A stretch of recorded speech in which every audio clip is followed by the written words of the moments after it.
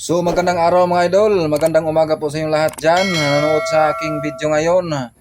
Wala po tayong live ngayong umaga mga idol kasi nag-blackout dito sa aming lugar. Hindi ko alam kung kailan babalik ang kuryente namin dito mga idol.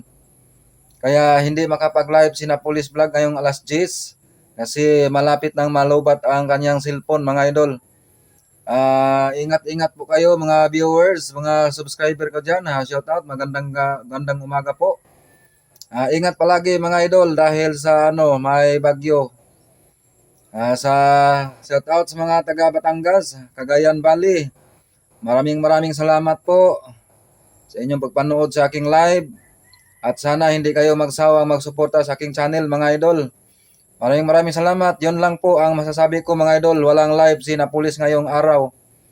Kaya siguro mamayang gabi na lang mag-live si Napolis Vlog kasi siguro babalik ang kuryente mamayang hapon pa. So walang live si Napolis ngayon mga idol. Di ko alam kung kailan babalik ang kuryente namin dito mga idol. Kanina pa tong mga madaling araw, mga alas 4 ng AM, nag-blackout dito. Kaya ingat po tayo mga idol. Shout out sa mga viewers at sa mga subscriber ko dyan. Shout out. Thank you for watching. God bless sa ating lahat mga idol. Bye bye.